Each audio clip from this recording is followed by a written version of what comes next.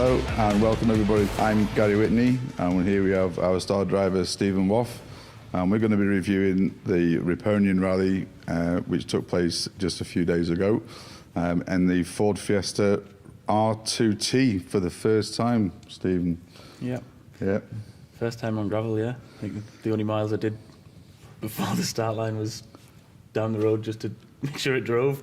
Yeah, literally a systems check and that was it. So this really is genuinely literally the first off miles. the start line SS1, the very first time you've driven the car in anger. Yeah. Other than the road section. Exactly. Yeah. So obviously now this car is hugely different to last year. Okay, so we've got the Honda Civic that is different in characteristics across every part of the car, from steering, suspension, engines, gearboxes, every aspect. the way it handles, tyres are different, etc. Yeah. So sat on the other side of the car. yeah, left-hand drive, of course. Yeah. So from the off, in terms of SS1, what really jumps out first of all as the big major difference? I think from the line, obviously we've got launch control in the start, so there's another process to learn the sequence for that. Once you get going, then it's the power delivery off the line and like how it gets going compared to the Honda, where like you had to kind of get it wound up a bit, and once we got going, we get into the VTEC, then we're away. This thing, like off the line, it just goes. The first few corners as well, it's like learning how the suspension moves, because that's just worlds apart as you'd expect from the Honda. Feels like there's lots more travel and everything in the dampers. So yeah, it was just sort of finding a confident feel, because yeah, with the travel it took a bit of getting used to knowing it was going to be there to turn in when I wanted it to. I knew in my head it was, but telling yourself that it is going to be when you're going in, it was a bit different. But yeah, now last year with the Honda, was a big learning curve in terms of not just the process of carrying out or going to an event like a rally and going through scrutiny, and all of these things were new. But throughout the season, we concentrated on being aggressive in the Honda and smooth and efficient.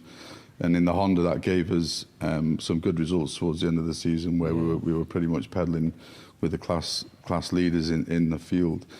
And that, as I said last year, taking that type of driving style into a new vehicle will hold you in good stead. But this one is going to take a little bit of dialing in, I think, because there's so many differences in terms of how it behaves and how it reacts to power delivery. For example, I drove the vehicle just literally for a few hundred meters, and the drive on the road and the way that power comes in is massively different to the Honda. The Hondas are very high up the power range, 9,000 RPM really, and it's still happy, whereas this is probably exhausted itself by 4,000 or 5,000 RPM, I guess.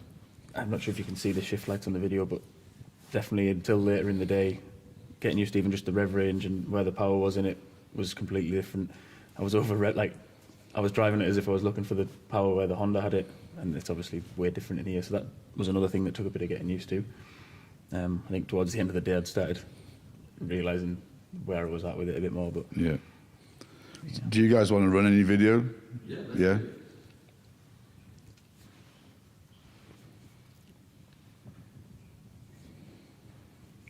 So here we are. No sound, unfortunately, but 5, 4, 3, 2, 1.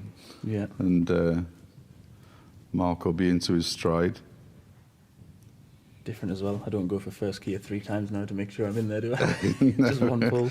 Yeah, the mental preparation on the start line actually is something that will be common for you. You'll get into a theme of doing certain things in that 10 seconds to go, 20 seconds to go, and so on. Yeah. And so yeah, this will be different now with this car. Yeah. But that's a way of settling yourself into that driving seat and making sure you're prepped and good to go into the stage. Yeah. So here I can already see that there's a huge difference in the momentum off of the start line with the launch control and sequential gearbox. Yeah, and even off the line you see it. To pull the gears was a lot. You've got to be very forceful in the pull. So you're seeing off the line there, I was pulling a couple of times because it's not as easy as you think to pull the gears there again. So the feeling's different in road mode and stage mode in terms of the gearbox? In road mode, I would be clutching to change gear, whereas in stage mode now, you've got flat shift, so you don't touch your clutch at all. Yeah. But yeah, you've got to really put it in there. You can't. It's not gonna. And how's in this first sequence of corners? We've got quite a lot of heavy braking from the straights because the Yorkshire stages, as we know now, they're wide open, very long chicanes in there to bring the average speeds down. So on the braking, from when I drove the Honda on this event, and before when we were with the Honda on the test, I always said the brakes I couldn't feel the brakes very nicely. And for me, for confidence in the driver, I've got to feel that bite point in that brake and that nose going down slightly. So I'm guessing that this Fiesta was a bit different for you. Yeah, even down to the bias setup on it. There is brake bias, but not like we had in the Honda. I ran with like a lot more rear bias on the Honda for when I come into turning in on the brakes and things. So this was a lot different to that. Really gives you confidence in the brakes. To start out with, I was braking where I thought I had to brake for the corner and realising, this corner's down there and going again. But it's hard to get that balance as to where's right, because then I think it's even in this stage, the first stage, I thought, I can leave it a lot later. And luckily we didn't have an incident or anything, but I was a bit too late on them and we had a bit of a slide up and I was watching for a ditch coming up. But yeah, I might be quite familiar with that ditch, but the other thing with this, of course, while you're in that braking, you're really pushing on that suspension. Yeah. And this suspension, we've 20 years of technology advancement, and if I think about the industry and the sport in general, the advances are, of course, they're across all of the elements of the car, but the suspension alone has probably had the most advanced step forward in 20 years. Yeah.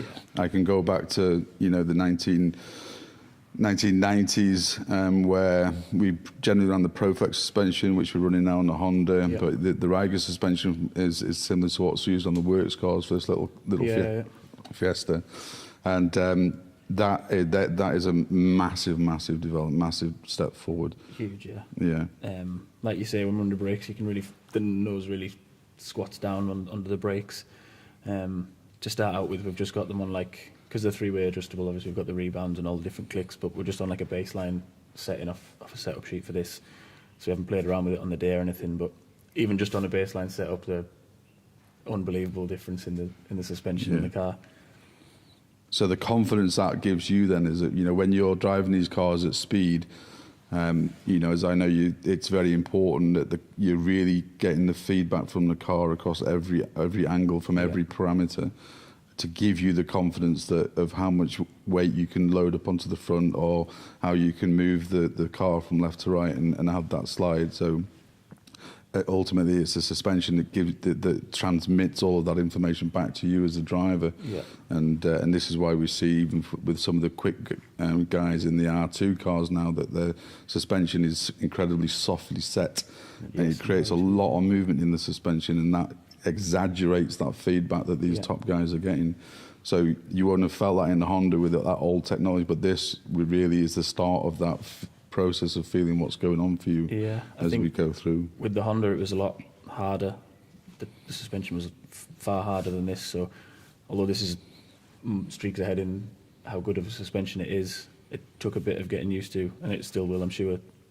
The difference in the setup, obviously, trying to learn last year to drive the car with the hard suspension.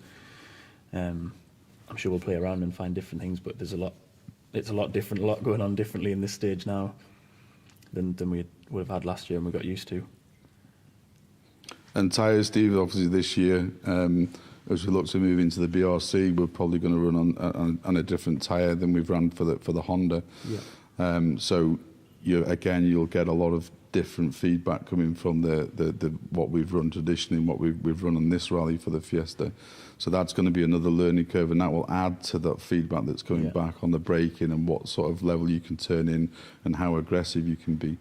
But the reason I always like the Hondas as a learning curve and as a learning vehicle is to drive them quickly. You have to be quite aggressive with them, but you also have to be consistent, and you have to make sure that and as things progress with you guys with the recce particularly, but you'll have to be consistent in the approach into the corner, the power delivery, and finding that balance point before going over the edge with it, as I found out in the opponent, and having that balance where you can get the right exit, the right entry into the corner and the right exit from the corner.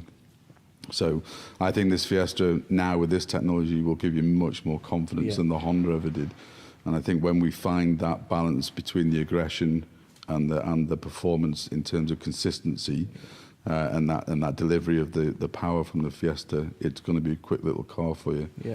And you know, if you look at the top guys in the junior formulas that ran these cars, the ones that are out there winning the events, they're just super efficient. Yeah. They're super efficient at covering ground, and they're fit guys. You know, they've got good levels of health. They've got good level of concentration that comes from, you know, their well-being, etc., etc. And they're just super efficient over a 20-kilometre stage. Yeah. They're very difficult to beat, and that's what makes the difference between those guys and the juniors that are just beginning, or people that are just beginning, you know, like yourself, really. Like you say about the tyres, obviously we've used the same tyres on the Honda all year, and the same again here in the Raponian. So going into the BRC on a new tyre, I'm looking forward to trying them to see the difference, because I don't know any different. To sort of then to go on to something new like that, I'm looking forward to having a clear feeling different through the tyre and learning the difference. Yeah, definitely. And as the year goes on, you know, we didn't really look at compounds for tyres last year because we weren't getting heat into the tyres enough for it to really make a great difference. But on this car, you'll definitely feel a difference as we move through the ambient temperature ranges of the, you know, autumn, summer, winter seasons, and what difference that makes on the tyre compound we need to use. And you know, I'm looking forward to you know, seeing you guys come out of the stages and into service, and the front tyres being absolutely toast. and you know, we've not had that, because that's telling me visually straight away, and I can tell that we're rocking on here, and we're doing okay. And then so as long as the panels are straight, that's all we could. Touch wood. Touch wood. But no, all very good. In all, the event was very good, obviously, from a test point of view. Generally, normally we'd go testing at the local forest, as you know, but it wasn't available because of logging commitments, unfortunately, so we decided to pop into the Raponian. Great event, lovely stages, you know, and then the weather was favourable as well. So all in all, it was a great day. Came out without a scratch, and a little trophy to boot. Yeah, I think when we got moved into the higher class with the bigger cars, it was great from a testing point of view, because I just put any sort of result out of my mind and just went and drove for the day. So a trophy at the end of the day, it was amazing. Well, I've said a few times that, you know, the stopwatch will come to you.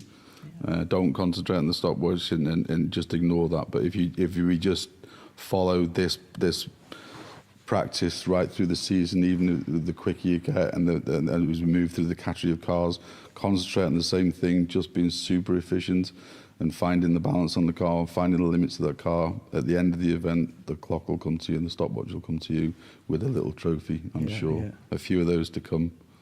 I've just seen a clip there where we come out of a slow corner up a hill. That's another massive step forward with this car. The torque is there immediately, isn't it? From as soon as you apply the accelerator, you're away. And, you know, and the car's engineered by M Sport at the end of the day for exactly these environments. So you really can't get any better. And anyway, this is probably a good time to mention our sponsors. We really couldn't do this without the guys' help. So hats off and thanks very much to all the guys at Valley Merchandise, North Wales Scaffolding, Lewin Landscapes, and of course Fleet Smart. The sport's very expensive, and you know, without the efforts of everybody and our friends and partners, we really couldn't do this. So, okay, let's have a quick look at the coming season.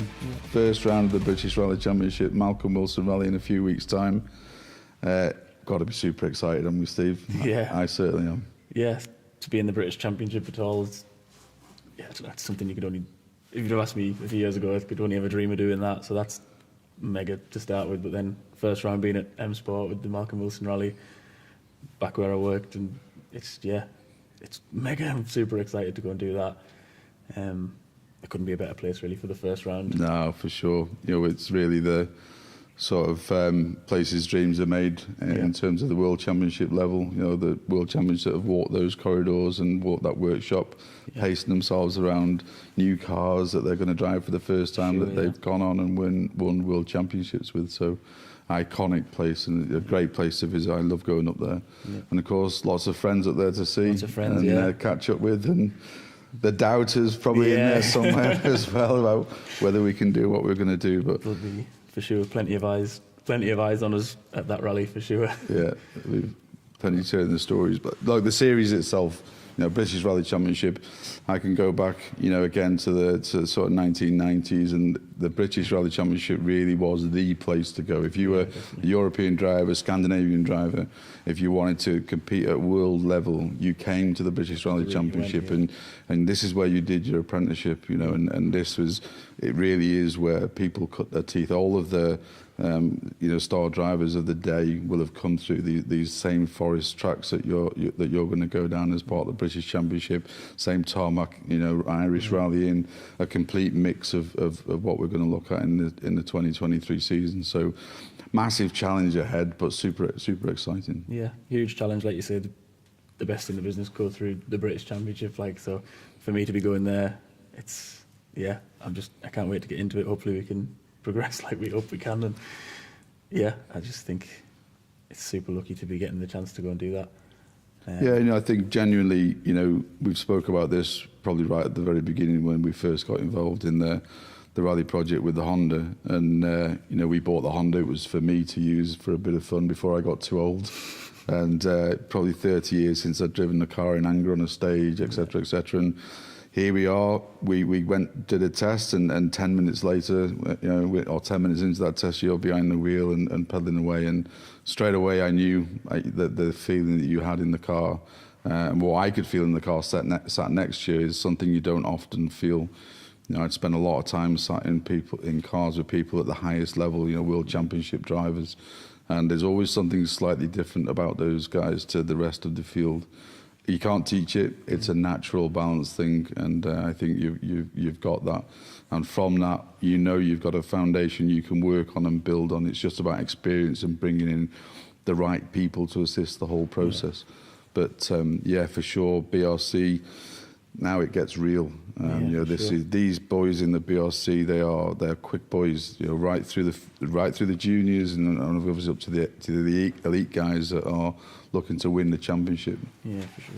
And they've got a lot of years in front of you in terms of experience. You know, some of these lads will have been rallying already for 9-10 years, even though they're the same age as you, because they just got going as a junior at 17-18 years old. And here you are at the long in the tooth 29-year-old, and we're going out there for the first time. But I'm convinced, even though we've only got a 3 or 4 year program here at the moment, that with what we've got, with the contacts that we've all got in terms of the expertise, you know, the sort of people that we can lean on and call on to friends and colleagues. Really, we're very, very lucky. To be in this environment, and you know, we're going to give this one hell of a crack, and I'm confident we can definitely pull this off, you know, and surprise a few people along the way, you know, and that's you know, it's going to be massively enjoyable to watch that process. But so Malcolm Wilson Rally first of all. That rally we've actually done last year in the Honda. I'm not sure if the stages are the same this year, Steve. Do they know? Or? I think so, yeah. I'm not sure if they're going to run it a different direction or what, but the advantage of the British Championship, we'll get to do a recce, so that'll be new to us, but it'll be great to get eyes on the stage, because even last year watching the recce videos that you get with the notes, when you go to get in the car and you're actually driving the stage, it represents differently. When you see it in the video compared to driving it, it's different. So we'll get to drive it which direction it's I think when you feel it in the car and the recce, what you get to feel is the cambers in the road and the way the car moves around, even at the 25-30 mile an hour limits that you've got on recce. So recce is going to be it's another one of those major learning curves that you're going to go through. And Mark as well, it has to be said that you know, this is a journey, obviously focusing on your skills as a driver, but Mark also is going to have a huge amount of learning to go through, and And that relationship that you have with Mark is going to be, have to become quite strong. You're going to have a massive amount of trust in each other and faith in each other's abilities, once this pace really starts to kick in and ramp up. So it's going to be interesting to see how that dynamic works between you guys and how Mark can sort of bring his A game to the table as well in that respect. No, definitely. I think having done a few rallies with him in the Honda and then again now in this and the Raponian, I definitely felt confidence in what he was telling me for like corners where maybe previously I wouldn't have had the same trust in what he's saying, but I just really, I just thought went with what he was saying and really just took it as that was it, and it seemed to go well for us. So and I'm looking forward to it. The more events you have like that, the more corners are called out and it's accurate and the timing is good, the more confidence you'll have in the whole thing. Yeah. Okay, so looking at the event ahead, Malcolm Wilson Rally, the car came out in one piece, but we have got a few bits and pieces we need to sort out. What have we got? Yeah, I think given I was towards the end of the event, I was struggling with second gear. I don't know if it's first or second. Anyway, lead gear thing. So I want to make sure we get all the oils out. Make sure there's no bits in there. We haven't got half a second gear in there or something. Make sure all that's all good. Make sure the engine's fine. Do a full check over on the car. I think after having such a good run through here, hopefully it should be similar. I don't think we should change around the setup of the car. I think we should go with. It obviously worked here, and there's still lots for me to learn in it. So I think if we keep that as it is, pretty much, I think with a bit of a health check, full spanner check of the car. I know we had a problem with a speedo readings and so on, but just at the end of the rally. But that was something simple, you think? Yeah, I think this car's got similar to a road car, wheel speed sensors in all corners. I think it's just that. But that did go. Wasn't such an issue for me because it just put the speedo to like a flat 300 miles an hour. Okay. But Mark's trip meter for his road sections and things, them on it, it threw that out so we could be sat still and it was racking up miles. So, but a straightforward fix, we think. Straightforward, I think so. The other thing as well, trivial, when we were on the fast straights, when we get up into fifth gear, the gear sensor's reading as if we're in reverse. But if I hold a little bit of pressure on the lever, it goes back to fifth. So I think there's a gear pot sensor on the end of the box. I was just going to say, just a little pot adjustment on the electronics there. So other than that, we've got exciting new graphics coming. Yes, obviously we ran it as it was when we picked it up, so hopefully I think it'll look the bee's knees. Look the part and keep it on brand and consistent. And Rally Merchandise have upped the ante for 2023, so becoming the major sponsor for us. And the BRC entrance will be under the Rally Merchandise banner. So big hats off to Rally Merchandise for the help and support for 2023 and ramping that up as we really get going. It's been brilliant to have such help from them for getting us into the British Championship. And perfect. Thank you very much. Okay, thanks for joining us here at the first episode of Rally Carcast. Stephen, where can the guys follow the events for the team? So if you follow us we've got a Facebook page, SW Rallying, the same on Instagram. We'll try and keep you up to date with what's going on behind with the car and our rallying antics. Excellent. And we'll be back here for the next episode when we'll talk about the Malcolm Wilson Rally, and hopefully we're out in one piece and we're all good to go for the rest of the season. See you then.